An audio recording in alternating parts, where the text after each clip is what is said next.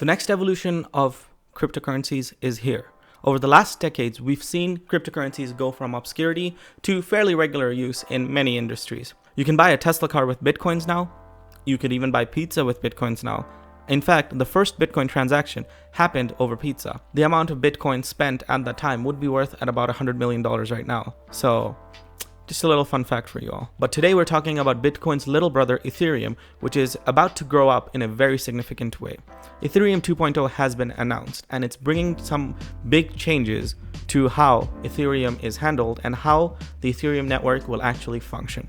Let's get into the video to find out more. Before we get started, make sure to subscribe to the channel and like this video. It helps the video reach more people and grows our community. While you're down there, don't forget to drop a comment about your favorite cryptocurrency and why you think it has high potential. Before we can talk about Ethereum 2, we have to look a little bit into the history of cryptocurrencies. The earliest cryptocurrency that we use today still is Bitcoin. And Bitcoin is essentially a cryptocurrency that's meant to replace your fiat currency. So whatever locality you live in, you might have a version of the dollar, of rupees, of euros.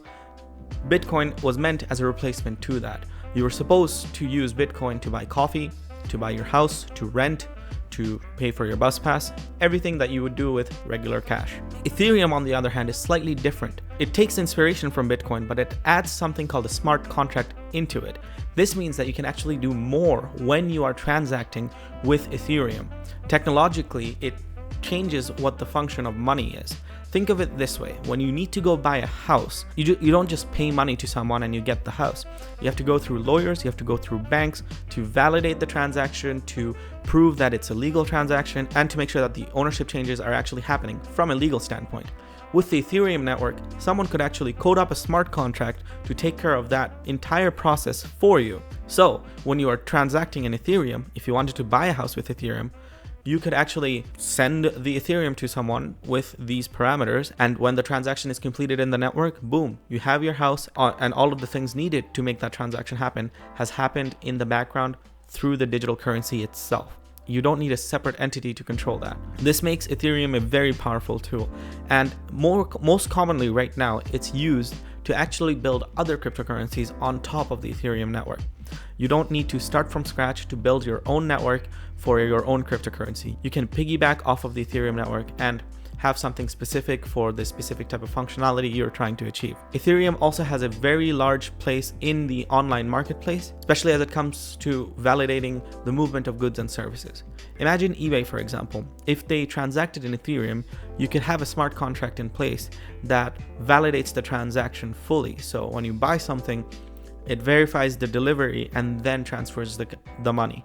This would simplify a lot of the online transactions you do. And as we go into an age where we are buying and selling things more online than in brick and mortar stores, this will become more and more relevant. But this also means that the capacity of Ethereum to complete transactions needs to increase. And that is one of the main things that the Ethereum 2.0 network addresses. Ethereum is going to switch from a single chain consecutive block model where you have one chain with new blocks being appended to the end of that chain to a sharded chain system. This means that you can have parallelization built into the blockchain, allowing you to transact many magnitudes more transactions per second. The original Ethereum network could only do up to 30 transactions per second, which means that the system would get bogged down very quickly as the cryptocurrency became more popular. But with this new sharded system, you can have 100,000 transactions per second on the network with no real fuss. The more significant change being implemented with Ethereum 2.0 is a shift from the proof of work model to the proof of stake model. Proof of work model is essentially how Bitcoin and Ethereum work. Basically, when you're validating transactions, you have to do some work to process some hash functions. When you have essentially mined a block, that is demonstrating that you have done some work for the network and you are actually rewarded by the network with a coin when you do so. This had some severe limitations to it. One, by nature, this meant that there was a high energy cost to running these blockchains. You would have to run computers for hours on end with high electricity consumption to actually mine these blocks and to keep the network running. Obviously, at a small scale, this doesn't make too much of a difference, but when you have millions of people doing this, this creates a significant strain on the energy systems of the world and also produces a noticeable impact on our energy consumption. So going from the proof of work model to a proof of stake model changes that. Instead of being able to mine indefinitely based on your computing power, you are actually able to mine based on the proportion of coins that you actually own. So let's say you own 3% of the Ethereum available in the market. You will be able to mine based on that 3% a certain amount of coins and for a certain amount of processing. This is decoupling the reward you get from being part of the network with the amount of processing you are able to do.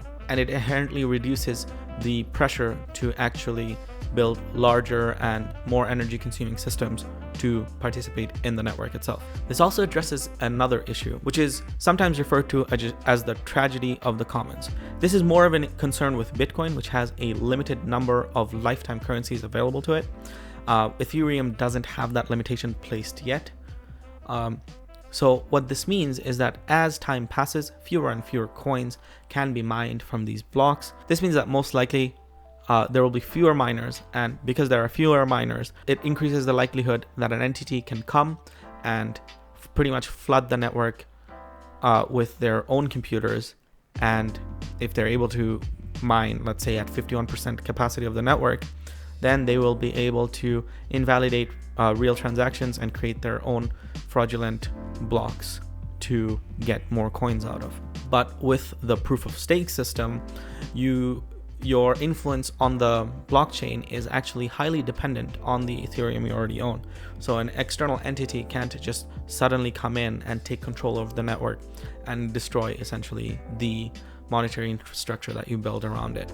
One other main change coming to the Ethereum network with this next version is the increase in number of validators. Currently, Ethereum only needs a few handful of validators to actually run. But with the introduction of Ethereum 2.0, the minimum number will be set to 16,384.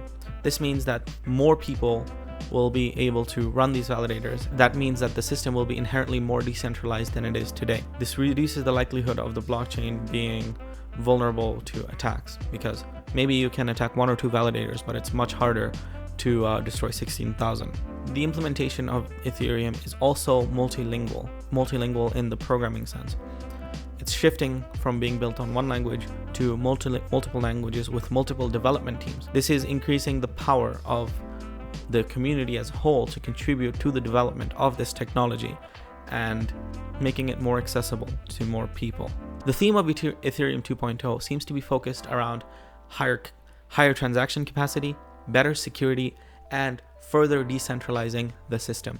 This is going to create more value for users of the network, and I think it's actually going to bring in more users to the network. If you are seeing this much capacity for transactions in the network, you can have industry players coming in and actually starting to make use of the Ethereum smart contract technology to build e-commerce sites, for example. The reduced developmental overhead that they'll have when using Ethereum means that it'll have more value for business owners and stakeholders to actually participate in the market. That will in turn increase the likelihood of regular consumers of cryptocurrencies to be able to go and actually spend their currency, which also increases the value of the currency because now it's more ubiquitous. Imagine Bitcoin 10 years ago, there was nothing you can buy with it, but now there's so many places that accept it that it went from being a very unstable currency in terms of its price, with prices fluctuating up and down, to something fairly stable. It grows at a very steady rate, especially now when the industry is also very volatile because of certain worldwide events. So inherently, cryptocurrencies are becoming more and more accepted as a form of currency and as a commodity that can be traded on real markets and can be used to transact and to buy and sell goods. I look forward to seeing what this technology has for us moving forward, and I hope to share this journey with you. That's it for me today. Remember to subscribe to the channel if you are interested in development, technology, and anything of this sort. If you're interested in another recent news about cryptocurrency, I made a video about Facebook Libra, which I will post right here. So make sure to check that out, and remember to always keep learning. Bye-bye.